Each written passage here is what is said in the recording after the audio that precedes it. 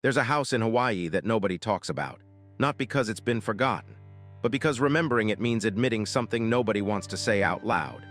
This house was supposed to save Elvis Presley. It was supposed to be the place where the king of rock and roll could finally stop being the king and just be a man. It was supposed to offer what Graceland never could: distance, peace, anonymity. A place where Elvis could breathe without 30 people watching, where he could walk on a beach without performing, where maybe, just maybe, he could figure out who he was underneath all the mythology. Except it didn't work. It never worked. And by March 1977, when Elvis made his final trip to that Hawaiian beach house in Kailua, it had become something else entirely. Not a sanctuary, not a refuge, but a preview of the end. A beautiful tropical prison where Elvis Presley went to escape himself and discovered that some things follow you no matter how far you run. Let's start with why Hawaii mattered to Elvis. He first fell in love with the islands in 1961 while filming Blue Hawaii. That movie made him millions, but more importantly, it gave him something he'd been searching for since the moment fame swallowed him whole back in 1956, a place where he felt human. Hawaii wasn't Memphis. It wasn't Nashville. It wasn't any of the cities where Elvis Presley, the icon, had to exist. In Hawaii, surrounded by ocean and mountains and people who didn't care about his pompadour or his hips, Elvis thought he could finally relax, finally be normal, finally stop performing. So he kept coming back, again and again. Throughout the 60s and into the 70s, whenever the pressure became unbearable, whenever the tour and the contracts and the colonel's demands crushed too hard, Elvis would fly to Hawaii. He'd rent houses, he'd walk beaches, he'd try to convince himself that this time would be different. This time the peace would stick. This time he'd figure out how to feel okay. But here's what Elvis never understood, what nobody around him had the courage to tell him. Geography doesn't fix what's broken inside you. You can fly 3,000 miles across the Pacific Ocean. You can surround yourself with palm trees and trade winds and sunsets that look like they were painted specifically to make you feel something. But if the problem is internal, if the rot lives inside your chest, if the medications and the fame and the performance have already hollowed you out, then paradise is just another place to fall apart, just with better weather. The Kailua beach house that Elvis moved to in March 1977, his final Hawaiian trip, was supposed to be different. More private than the hotels, more intimate. A real house where he could pretend to have a real life. But look at what he brought with him. 30 people, 30. His girlfriend Ginger, yes, but also his entire support staff. His doctor, his bodyguards, his Memphis Mafia. The handlers and the yes men and the people whose paychecks depended on keeping Elvis Presley functional. You don't bring 30 people when you want privacy. You bring 30 people when you're terrified of being alone with yourself, when silence is more dangerous than chaos. And that house became exactly what Graceland was. A stage, just smaller, just with an ocean view. Because Elvis Presley had been performing so long he didn't know how to stop. He didn't know how to exist without an audience. Even if that audience was just the people on his payroll, watching him play football on the beach, watching him eat meals, watching him take pills, watching him slowly die while pretending everything was fine. Think about what that means for a second. Elvis is in paradise. He's got a private beach. He's got the woman he supposedly loves. He's got unlimited money and time and every material resource a human being could want. And none of it works. The house doesn't work. The location doesn't work. The girlfriend who's young enough to still believe in fairy tales doesn't work. Nothing works because the problem isn't where Elvis is. The problem is who Elvis has become, or maybe who he's been forced to become. Or maybe who he never had a chance not to become once the world decided it needed a king and he was stupid enough, or desperate enough, to accept the crown. By March 1977, Elvis wasn't coming to Hawaii to relax. He was coming to Hawaii to hide from the tour he didn't want to do but was contractually obligated to perform. To hide from the reality of his body breaking down, his organs failing, his mind fogging under the weight of 14 different prescription medications. To hide from the mirror. To hide from the truth that everyone around him already knew but wouldn't say because saying it would mean the money stops. The machine shuts down, the empire collapses. So they all got on the Lisa Marie, his private jet named after his daughter because even his plane had to be branded, and they flew to paradise. They moved into that beach house. They set up the same routines they had in Memphis, the same handlers, the same pill schedules, the same performance of normalcy that everyone pretended to believe, and for 9 days they all played along. They smiled for photos, they played football. They acted like this was a vacation, instead of what it actually was, a desperate final attempt to outrun a death that was already in progress. That house in Kailua wasn't Elvis's refuge. It was his last illusion, the final place where he tried to believe that escape was possible, that peace was available, that he could be saved by location, by love, by anything other than what he actually needed, which was for someone to love him more than they loved his money, for someone to say no, for someone to stop the machine before it killed him. But nobody did, not in that house, not in Hawaii, not ever. So 5 months later, Elvis Presley was dead on a bathroom floor in Memphis, and that beach house in Kailua became something else. A monument to the lie we tell ourselves that paradise can save us. That distance creates freedom. That running away works when the thing you're running from lives inside you. So what actually happened inside that house? What did Elvis's days look like when he was supposedly on vacation, supposedly relaxing, supposedly living the life everyone told him he'd earned? Because the official story wants you to believe it was simple. Elvis woke up when he wanted. He walked on the beach. He spent time with Ginger. He ate good food. He laughed with friends. He played in the ocean like a kid who'd never forgotten how to have fun. The story wants you to believe that inside those walls, Elvis Presley finally got to be normal. But normal people don't need a doctor on vacation. Normal people don't travel with bodyguards and handlers whose entire job is managing their existence. Normal people don't require 30 employees to facilitate 9 days of supposed relaxation. So let's talk about what really happened. Let's talk about the routine that followed Elvis from Memphis to that beach house in Kailua. Because it's the same routine that was killing him, just with an ocean soundtrack. Elvis didn't wake up naturally. He woke up when the medications wore off enough for consciousness to return. And the first thing that happened every morning wasn't breakfast or a beach walk or quality time with his girlfriend. The first thing was pills. Dr. George Nishapoulos, Dr. Nick, was on that trip specifically to maintain the pharmaceutical pipeline that kept Elvis functional. Not healthy, not clear-headed. Just functional enough to get through the day without the shakes, without the pain, without confronting the reality of what his body had become. So Elvis would wake up medicated, and then the performance would begin. Because even in that house, even in paradise, even surrounded by people who were supposed to care about him, Elvis was performing. He'd come downstairs, he'd greet everyone, he'd smile, he'd make jokes, he'd be Elvis, the version of Elvis that everyone needed him to be. Generous, larger-than-life, magnetic, but it was an act. It was always an act, and everyone watching knew it was an act. They just couldn't afford to acknowledge it. The beach walks weren't spontaneous moments of peace. They were orchestrated events. Security would check the area first. Handlers would position themselves at strategic points. Elvis would emerge, and even on a supposedly private beach, he was being watched, being managed, being kept on script. And when he'd encounter people, locals, tourists who didn't recognize him, whoever, the interaction wasn't genuine connection. It was Elvis performing kindness. Elvis playing the role of humble superstar who just wants to be normal. There's that famous story about him paying someone's bill at a local store without revealing who he was. And everyone tells that story like it's beautiful, like it proves Elvis was still a good person underneath everything. But let me give you a different interpretation. Elvis paid that bill because for 30 seconds he got to exist without the mythology. For 30 seconds he was just a guy helping another person. Not the king of rock and roll, not the legend, not the commodity that 30 people's mortgages depended on. Just a human being doing a decent thing. And the fact that this is considered remarkable, the fact that this moment became a story worth preserving, shows you how rare those moments were.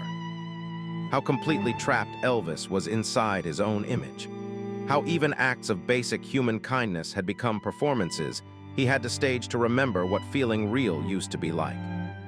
Inside that house, meals were events, not casual, spontaneous eating, but planned gatherings where Elvis sat at the head of the table and everyone revolved around him, where conversations were calibrated to keep him comfortable, where nobody brought up the tour he didn't want to do or the physical decline everyone could see or the fact that his speech was slurring and his movements were getting slower and his eyes were glazing over more and more often. They talked about safe things, funny memories, plans for the future that everyone knew would never happen. And Elvis would eat, though not much, because the medications killed his appetite, and he'd try to seem present, try to seem engaged, try to seem like a man on vacation instead of a man counting down the days until his body gave out completely. And then there was Ginger, 21 years old, engaged to Elvis just 2 months before this trip. The photos show them together and you're supposed to see romance, you're supposed to see love. But what actually happened inside that house tells a different story. Ginger wasn't just Elvis's girlfriend. She was his final attempt to prove he could still have what normal people have: connection, intimacy, a future. But you can't build a real relationship when one person is a dying legend, and the other is essentially a caretaker with a ring. Ginger's job in that house wasn't to be Elvis's partner. It was to manage him, to make sure he didn't take too many pills at once, though she couldn't stop him from taking them altogether because Dr. Nick was right there, prescribing more. To keep him company so he didn't spiral into the kind of isolation that might force self-reflection. To smile and play along and be young and beautiful enough that Elvis could look at her and believe he still had life left in him. She was 21. She should have been living her own story. Instead, she was a supporting character in Elvis's final act, and whether she understood that or not, whether she loved him or loved the idea of saving him, the role was the same. Keep him comfortable. Keep him moving. Don't let him stop long enough to realize how bad things really are. The Memphis Mafia filled the rest of the house. The loyal crew, the brotherhood. Except they weren't there out of loyalty. They were there because Elvis paid them. Their houses, their cars, their family's security, all of it depended on Elvis staying alive and functional. So when they saw him deteriorating in that beach house, when they watched him stumble or slur or stare into nothing, they didn't intervene. They didn't call for real help. They didn't suggest rehab or hospitalization or anything that might interrupt the cash flow. They played football with him on the beach. They laughed at his jokes. They told him everything was fine. And at night, when Elvis would take his sleeping pills and finally shut down, they'd gather in other rooms and talk about the tour coming up. The money still to be made. The 5 more months they could squeeze out of him before the inevitable happened. That's what happened inside those walls. Not vacation, not healing, not escape, but a carefully maintained performance where everyone pretended paradise was working while watching a man die in real time. Where every smile was rehearsed and every moment of supposed normalcy was actually evidence of how completely Elvis had lost the ability to be anything other than what everyone needed him to be. The house in Hawaii wasn't freedom. It was just another stage, and Elvis had forgotten how to exit. Here's the question nobody wanted to answer in March 1977, and nobody wants to answer now. If Hawaii was supposed to save Elvis, if these trips were supposed to restore him, if paradise was supposed to be the cure for whatever was killing him, then why did he keep getting worse? Why did every trip to Hawaii end the same way, with Elvis returning to Memphis, climbing back on stage, and continuing the exact same destructive patterns that brought him to the edge in the first place? The answer is simple and it's ugly. Hawaii was never supposed to save Elvis. It was supposed to buy time. It was supposed to reset the performance meter just enough that he could do 5 more shows, 10 more shows, complete the tour, fulfill the contract, keep the money flowing. Because saving Elvis, actually saving him, would have required something nobody around him could afford. It would have required stopping everything, canceling the tour, cutting off the prescriptions. Admitting that the king of rock and roll was a 42-year-old man who needed rehab, therapy, and probably years of recovery before he should even think about performing again. And stopping Elvis meant financial catastrophe for everyone involved. Let's start with Colonel Tom Parker, Elvis's manager. The man who controlled every aspect of Elvis's career and took 50% of everything Elvis earned. 50%. Parker had gambling debts. He had a lifestyle that required Elvis to keep working. He had deals in place, contracts signed, venues booked. If Elvis stopped performing, Parker's empire collapsed. So when Elvis said he was tired, when Elvis said he needed a break, Parker didn't say, "Let's get you real help." He said, "Go to Hawaii for a week, recharge, then get back on stage." Because Parker needed Elvis alive, but he needed Elvis performing more. Then there's Dr. Nick, George Nishapoulos, the doctor who would later lose his medical license for the way he treated Elvis. Dr. Nick prescribed Elvis over 10,000 pills in the final months of his life. Painkillers, sleeping pills, stimulants to wake up, downers to sleep, pills to counteract the side effects of other pills. Dr. Nick knew what he was doing. He was a doctor. He understood pharmacology. He knew that the combination of medications he was giving Elvis was dangerous, unsustainable, deadly. But Dr. Nick was on Elvis's payroll. His status, his income, his access to the most famous man in music, all of it depended on keeping Elvis happy. And keeping Elvis happy meant giving him what he asked for. More pills, always more pills. So when Elvis went to Hawaii in March 1977, Dr. Nick went with him. Not to help Elvis get clean, not to supervise a medically sound detox, but to make sure the prescription pipeline didn't get interrupted. To make sure that even in paradise, Elvis had access to the chemicals that were destroying his body. Dr. Nick knew Hawaii couldn't save Elvis because Dr. Nick was actively participating in the thing that was killing him. And he did it anyway because the alternative, saying no, cutting Elvis off, forcing intervention, would have cost him everything. The Memphis Mafia knew too. These guys had been with Elvis for years. They'd watched the decline happen in real time. They'd seen him gain weight, lose coordination, start slurring his speech. They'd picked him up when he fell. They'd covered for him when he couldn't remember lyrics on stage. They'd seen the pills, the quantities, the combinations. They knew. But every single one of them was on Elvis's payroll. He paid for their houses, their cars, their families' lives. They were loyal, sure. But loyalty becomes complicated when it's attached to a paycheck, when being honest means losing your income. So they went to Hawaii and played along.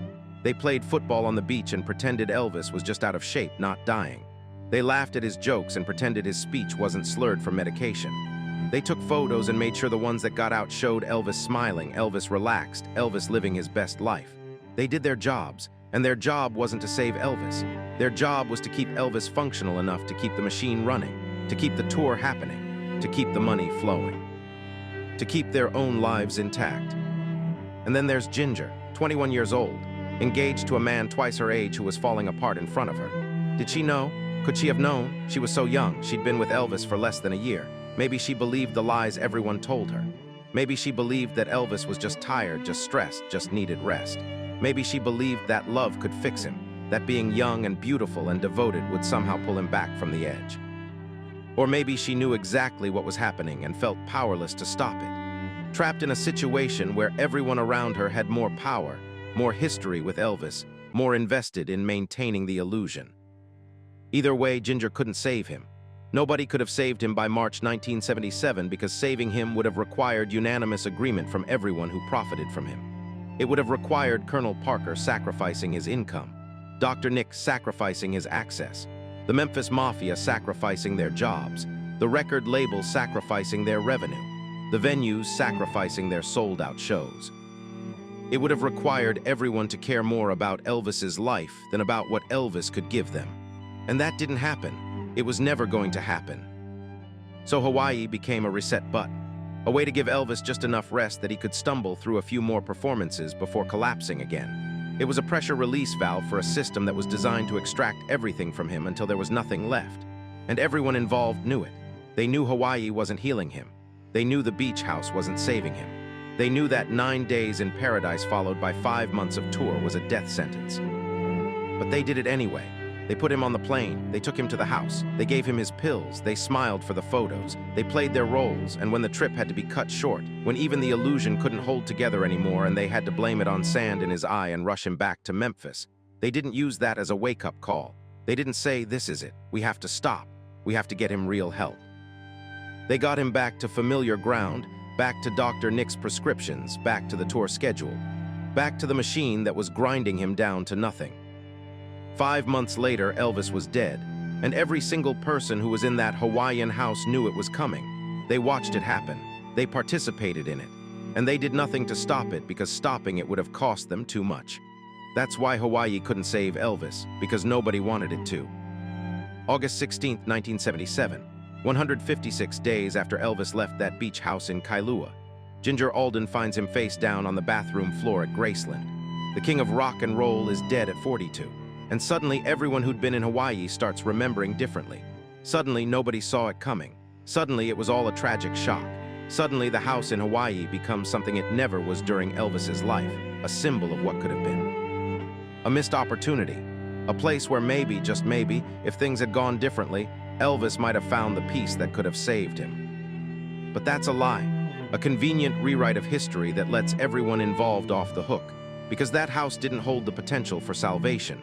It held evidence, evidence of a man who was already dying, evidence of a system that chose profit over intervention, evidence that everyone knew and everyone stayed silent.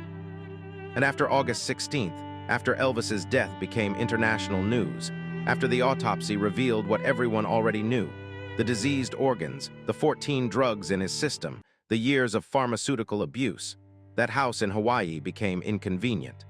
A reminder of the final time anyone could have stopped the machine before it killed him. So what happened to it? The house itself still exists. It's not a shrine like Graceland. It's not a tourist destination where fans gather to mourn. It's just a property in Kailua that Elvis rented for 9 days in March 1977. The owners probably didn't even know the significance at the time. Just another celebrity rental. Just another week of famous people using their home and then leaving. And after Elvis died, maybe they realized what had happened within their walls. Maybe they understood that they'd hosted the final vacation of one of the most famous men who ever lived. Or maybe they didn't care. Maybe it was just business, another rental, another paycheck. House doesn't have a plaque. There's no historical marker explaining that Elvis Presley spent his last days of attempted peace here. No tour are offered, no memorabilia is displayed. It's been deliberately kept out of the Elvis mythology, and maybe that's intentional, because Graceland serves a purpose. Graceland is where the legend lived, where he built his empire, where fans can go and feel close to the icon. Graceland can be sanitized, curated, turned into a narrative that supports the mythology. The bathroom where he died is off-limits to tour. The prescription bottles aren't on display.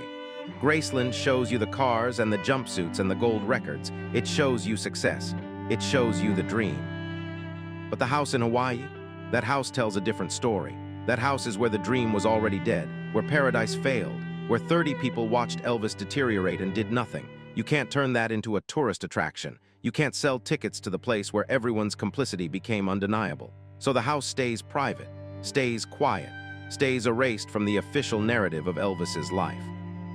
And maybe that's appropriate, because Graceland is public mythology, the place where Elvis the icon is frozen in time, forever young, forever the king. But Hawaii is private truth, the place where Elvis the man went to discover that there was no escape, that the prison traveled with him, that geography couldn't fix what was broken inside.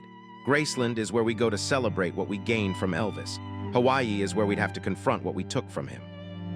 The beach is still there, the same sand, the same waves, the same sunset that Elvis watched in March 1977, knowing on some level, even through the medication fog, that something was deeply wrong, that this trip wasn't working, that paradise was just another location where he couldn't be saved. The ocean doesn't remember him. The island doesn't mourn. Paradise continues, completely indifferent to the human tragedy that unfolded in one rented house for 9 days 47 years ago. Sometimes locals tell stories. Sometimes older residents remember that week in 1977 when Elvis Presley was on the island, when there were bodyguards on the beach, when a famous man tried to buy groceries and pay strangers' bills and pretend he was normal. But the stories are fading. The people who remember are aging, and eventually there will be nobody left who can say, "I saw him. I was there. I watched the king try to be human for a week and fail." The house will just be a house. The beach will just be a beach, and Elvis's final attempt to escape will be completely erased. But it shouldn't be. That house matters, not because anything good happened there, but because it represents something we need to remember. It represents what we do to the people we turn into commodities, how we extract everything from them and then act shocked when there's nothing left, how we build machines around human beings and then blame the human when the machine breaks them. That house in Hawaii is a monument to our collective guilt, to the 30 people who watched and did nothing, to the industry that prioritized profit over life, to the fans who demanded more and more until there was nothing more to give. Elvis died in Memphis, but he stopped being savable in Hawaii. That's what the house holds now, not memories of a vacation, not echoes of laughter or joy or peace, but the ghost of the last moment when intervention was still theoretically possible, when someone could have said stop, when the machine could have been shut down, when Elvis Presley could have been saved if anyone had loved him more than they loved what he could give them. The house stands, the beach remains, and the lesson sits there unlearned while we build new machines around new legends and pretend we won't make the same mistakes again. But we will. We always do. Because we never learn to value the person more than the performance. We never learn that paradise can't save anyone. We never learn that some escapes are impossible once you've built your own prison and handed everyone else a key. That's what the house in Hawaii holds now. The truth nobody wanted then. The truth nobody wants now. The truth that will sit there forever, waiting for us to finally be brave enough to look at it. Elvis's house in Hawaii still exists, but the man who thought it could save him is gone. And he's not the only one. We keep doing this to the people we claim to love, turning them into machines until they break. If you want to understand how fame really works, how legends really die, hit subscribe. Because this story isn't over. It's still happening. Comment, who do you think we're doing this to right now?